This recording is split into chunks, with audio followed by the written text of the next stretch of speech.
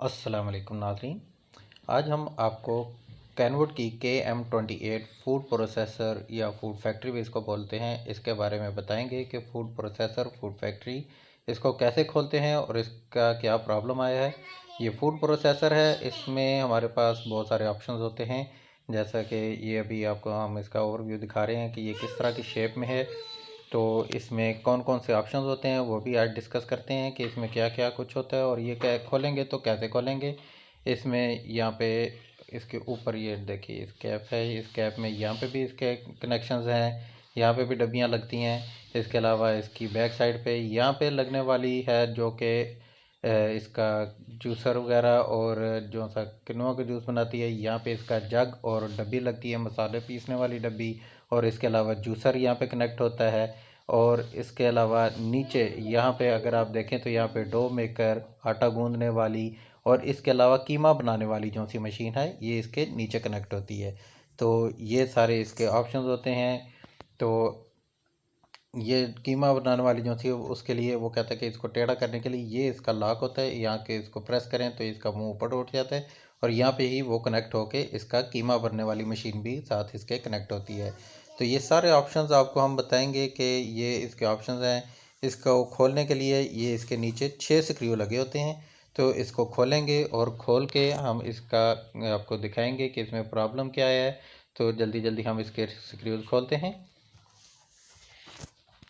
जी। तो हमने इसके सारे स्क्रू खोल लिए हैं। इसमें ये गरारी सेट है जो कि हमने इसका चेंज करना है। इसका एक्चुअल गरारी सेट जो सा है वो स्लिप कर गया था, तो ये हमने कस्टम बिल्ड करवाया है, सिल्वर के हमने बनवाए हैं, खुद कास्टिंग करवाई है। तो हम ये इसका गरारी सेट आपको चेंज करना सिखाएंगे आज के। इसका गरारी सेट जो सा है वो कैसे चेंज किया जाता है। तो हमने इसके स्क्रू खोल लिए हैं और स्क्रू खोलने के बाद अभी हम इसका जो सा मुंह है इसको नीचे को करेंगे और नीचे को करने के बाद हम इसको आहिस्ता से इसका टॉप कवर जो सा है इसको पुल करेंगे तो ये इसका टॉप खुल जाएगा जी। तो टॉप खुलने के बाद अभी ये गरारी सेट जो सा अभी आपको दिखाया था उसको एक्चुअल दिखाते हैं। ये वाला ये जहाँ पे जग और इसका डब्बी लगती है मसालों वाली, यहाँ पे ये गरारियाँ हैं जो कि इसकी स्लिप हुई हैं। तो अभी मैं आपको ये गरारियाँ भी खोल के दिखाऊंगा और ये दिखाऊंगा कि भी कैसे ये गरारी कहाँ स्लिप हुई है और ये इसमें क्या प्रॉब्लम आया था। इसमें एक्चुअल प्लास्टिक की गरारी आती है। इसको खोलने के लिए ये 4 स्क्रू हैं। हम इन स्क्रूज़ को खोलेंगे और फिर आगे आपको दिखाते हैं। तो ये प्लास्टिक की गरारियाँ होती हैं। प्लास्टिक की गरारियाँ जो सी हैं वो ज़ाहिर बात है वो उतनी मज़बूत नहीं होती। तो वो फिर जब ज़्यादा कोई ऊपर हैवी चीज़ लग जाए तो वो स्लिप कर जाती है और स्लिप करके वो डैमेज हो जाती है जी। तो नाज़रीन ये हमने चारों स्क्रू खोल लिए। अभी हम इसको ये ऊपर से पकड़ के ये देखिए ये इसको आहिस्ता से रोटेट करेंगे तो हमारी ये पूरी की पूरी अगला हिस्सा घूम जाएगा। और नीचे ये इसका मैग्नेट वाला नट लगा होता है। मैग्नेट ये इसके साथ ही सेंसर लगा होता है जो कि मैग्नेट को घूमने से सेंस करता है ये हम खोल लेंगे इसका नट और हमारी ये शाफ्ट जो सी है ये शाफ्ट बिल्कुल फ्री हो जाएगी। इसको हम ऊपर से पकड़ के पुल करेंगे तो हमारी शाफ्ट निकल आएगी। और ये देखिए ये हमारी गरारी है। ये मैं आपको फोकस करके दिखाता हूँ कि ये देखिए इसके धंधे बिल्कुल स्लिप हो चुके हैं और ये ख़त्म हो चुके हैं, जिसकी वजह से ये हमारी जैसे ही इस पर लोड डलता है तो ये घूमना छोड़ जाती थी। तो हमने ये कस्टम बिल्ड करवाई है, सिल्वर की गरारी है कास्टिंग करवाई है। ये अभी हम इसमें फिट करेंगे। दूसरी गरारी भी मैंने फिट कर दी है और ये अभी दूसरी ये आपके सामने गरारी सिर्फ फिट करने का तरीका आपको दिखाने के लिए मैंने ये दोबारा खोल के अभी ये गरारी आपको फिट करके दिखा रहे हैं।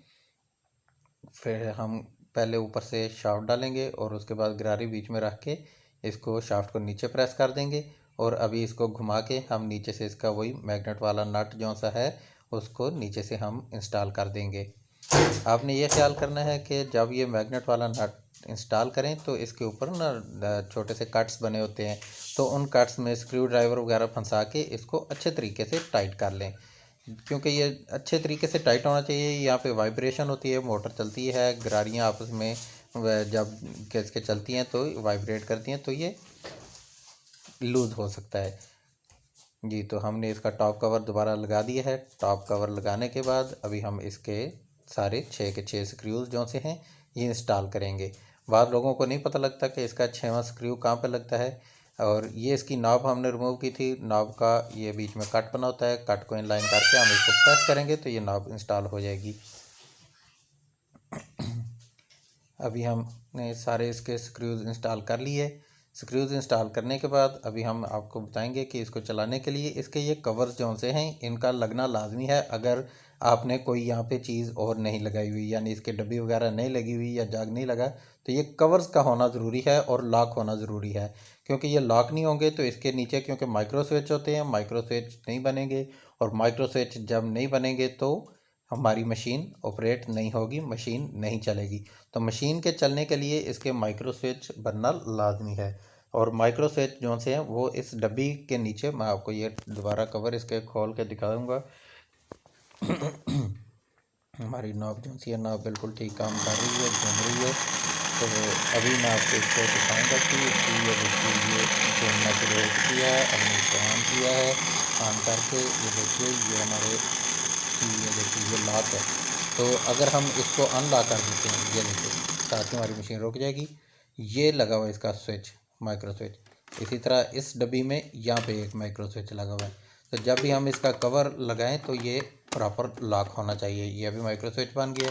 इसी तरह ये डब्बी जब हम लगाएंगे तो ये उन्होंने एरोज निशान दिए हुए हैं, तो ये जैसे ही इन लाइन आएंगे तो तब माइक्रो स्विच बनेगा। और अभी ये ऑन था, हम इसको ऑफ़ करके दोबारा ऑन करेंगे तो फिर ये दोबारा चलेगी और दोबारा ये देखिए दोबारा डिस्कनेक्ट होगी। अभी हमने फिर इसका स्विच ऑफ कर गया और ये फिर ऑन किया तो ये हमारी दोबारा चालू करेगी। तो ये हमने आपको बताया कि मशीन ओके हो चुकी है। उम्मीद है आपको ये ज़रूर गाइड करेगी। इसी तरह की मज़ीद वीडियोज़ आपके लिए बनाएंगे। तब तक अल्लाह हाफ़िज़।